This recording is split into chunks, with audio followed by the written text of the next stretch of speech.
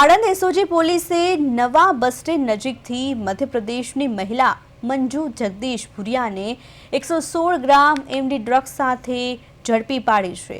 રતલામથી આણંદમાં વેચાણ માટે લવાયેલ આ ડ્રગ્સની કિંમત અંદાજે રૂપિયા 3.48 લાખ થાય છે, જ્યારે કુલ રૂપિયા 3.59 લાખનો મુદ્દામાલ જપ્ત કરાયો છે।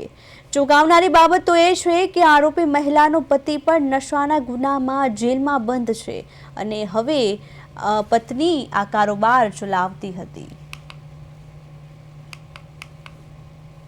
આણંદના નવા બસ સ્ટેશનની સામે એક મહિલા જાંબલી કલરના થેલાની અંદર નાર્કોટિક્સ ડ્રગ્સ લઈને આવેલી છે।